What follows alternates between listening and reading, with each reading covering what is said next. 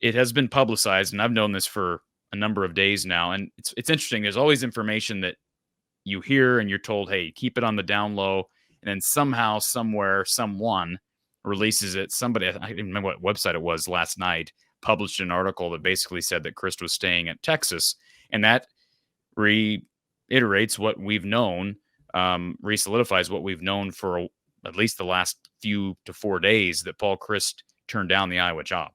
So he was offered the job. That has been published. That has been stated publicly now. There are other media people who have went on the record and said this, so I feel comfortable saying it now. He was offered the job, waited Iowa out. I'm not saying he led Iowa on, but he sat on that offer for a couple of weeks and eventually basically said, nope, I guess not. I'm not taking it. A very odd situation. I don't know, what's Chris thinking as far as the future? Is he looking to land a head coaching job? Whatever.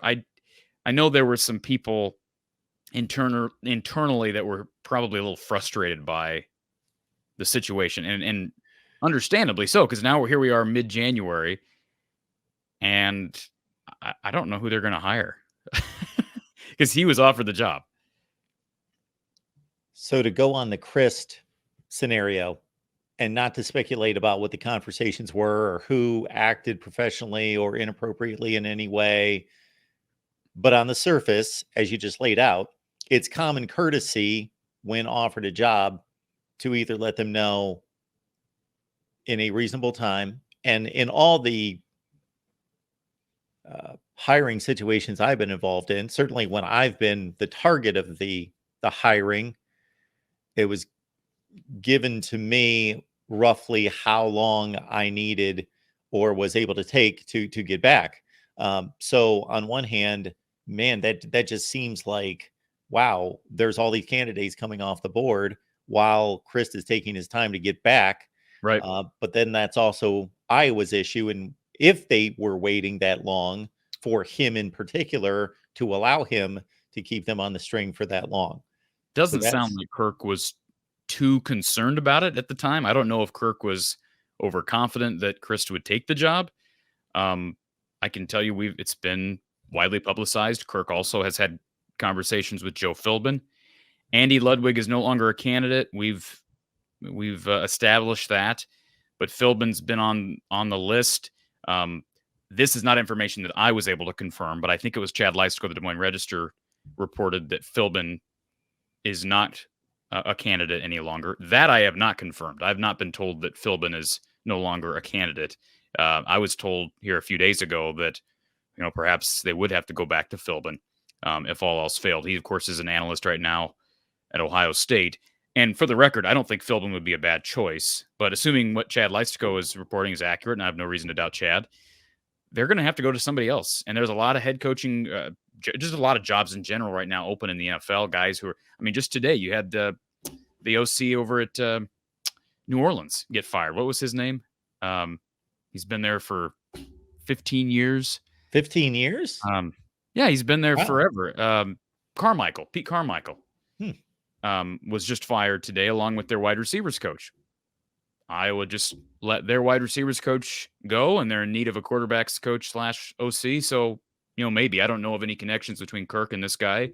I looked up his resume. I believe he coached at Louisiana Tech, but he's been in the NFL for like almost 3 decades, and he's in his 50s. He's not an old guy, but, maybe he's a guy who could, Kirk could pursue.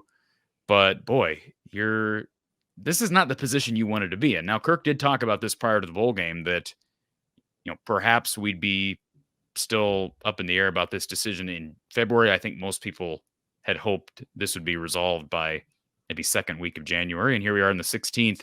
I think we got a ways to go on this whole search. The coaching profession is so strange. I cannot think of another industry like this where you can do a good job. So it's not based on you not performing, but because of just situations, the person above you getting fired, and having to find another job, where you have, for example, a Joe Philbin. He's been an NFL head coach. That is at the top of the profession. And now he's an offensive analyst somewhere. Yeah, and my only hesitancy with Joe is the lack of quarterback reputation. That's my only issue with Joe Philbin. Like, he's no doubt that he would be a very good coordinator. And I also wonder a little bit about his play calling ability. He's called some plays here or there, but it just makes me nervous. I guess is what it makes me nervous coming off of a guy who Brian Ferentz does not have the resume of Joe Philbin, but Brian Ferentz is a former offensive lineman and was considered an O-line coach.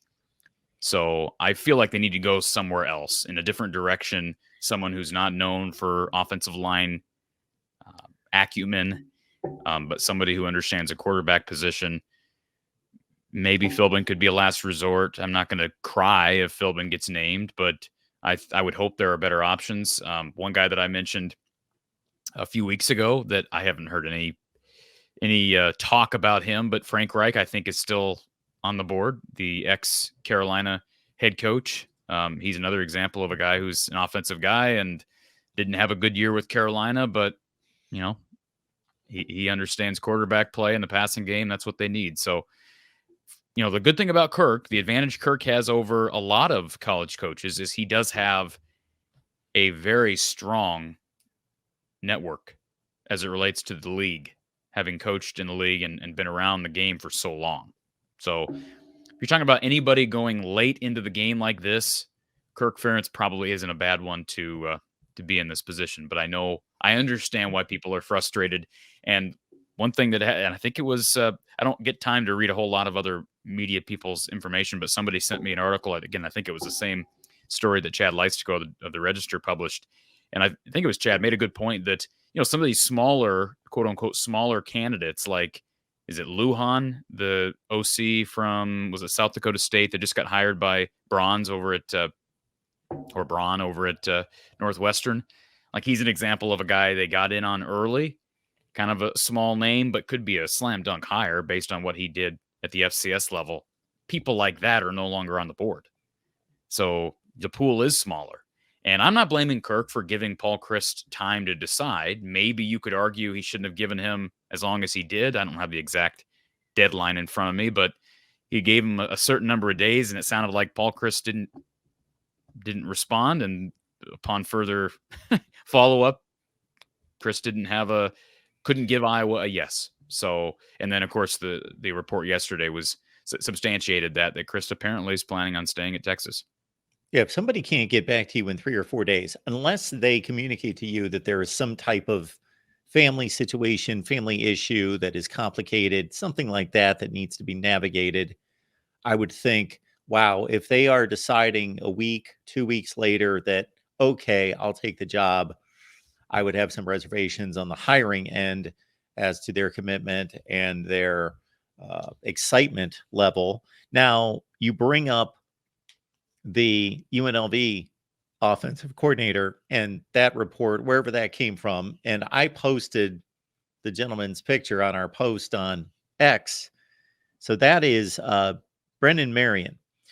So he was a passing coordinator at Pitt and Texas prior to his stop at UNLV.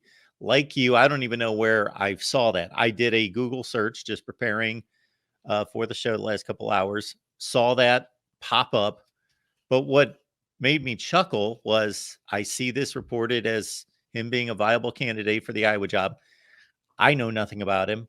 I'm looking up. I know that UNLV succeeded expectations this year overall as a team. Barry Odom came in from Missouri. They've been a terrible, terrible football program for decades. They had a nice football season, 9 wins. And I look him up. You know what the first thing I see that makes me chuckle? When you look him up, Google him, and it says something about authoring or started the go-go offense. And I thought, I don't know what that is, but it doesn't sound like Iowa. Well, my understanding is it's not just a pass-heavy attack. My understanding is it is still based upon establishing the run and tempo. So that isn't really Iowa. We've seen Iowa run tempo at times. I think they've been better at times, maybe because it's been going against the Iowa grain. But Yeah, again, I've not been told anything that makes me think that those reports are or were legitimate. And I heard I can tell you, somebody said to me, sent me a text that said, "Hey, a number of players," and he listed this individual who will remain unnamed listed a number of Iowa players that apparently started following Brendan Marion on Twitter. So when that happens, then people start tracking flights and all this stuff. But this is all I'll say. I reached out to one of those players who I was told followed Brendan Marion, and I said, "Hey, this is what I was told that you started following. I know it's kind of a ridiculous question, but can you give me any substance to this?" This player responded to me and said, "I do not run my Twitter account, and it probably was a fake page for me." Now, that's just one of the players that said that. In other words, he was not the one who followed the UNLV OC. So at that point, I'm like, all right, I'm done. I'm not going to continue with this. I would just like an announcement at some point. I understand people love, like, I'm not saying that everything is clickbait, but I see these other videos and these other articles, and everything's about the OC search. I get people are invested in this, but until we get substantial discussion, like the Paul Chryst thing that's legitimate. That happened. He was offered, he turned it down. We move on. But like the Scott Frost crap and this Brendan Marion and who are the other names that have been thrown out there? I mean, Ryan Grubb. I mean, Ryan Grubb was never coming to Iowa. I mean, it just, we can talk about it. We've talked about it, but it wasn't happening. It's not going to happen. Nate Shieldhouse. Well, the Nate Shieldhouse thing, is there any legitimacy to the reports out there that Campbell was potentially being he was being pursued by Washington at one time? Is there any legitimacy to that report? Not that I know of. Okay. So I think we've got two things working typically in these situations. We've got actual traces of evidence of reports that are based on conversations where it's determined that there is a connection between the two parties, like with Chryst in Iowa. Then there are others where so, for example, we've had 2 head coaching vacancies, very prominent ones. Well, 3 just in the last week, obviously, Alabama, Washington, and Arizona. So what do I do? Like a lot of other people do. Who's logical to go to this job? And I make a list. I look around. Shoot, I'll just pull up the standings and go through coaches and coordinators and think, I make up a list. I don't report that there's any connection there. No, I'm just talking about logical candidates, which me and a whole lot of other people, it's not like I was a genius to connect Jedd Fisch to Washington, but that was the first person I thought of and threw out there.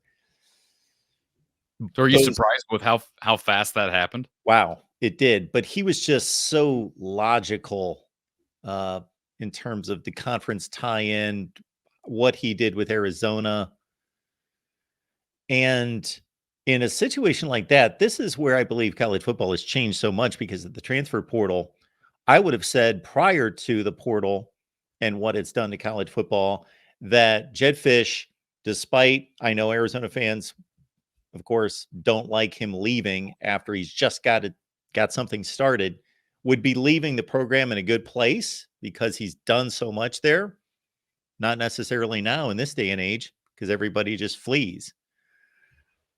So what he's established, how he's upgraded the roster, it's probably going to, most of it, be torn to shreds.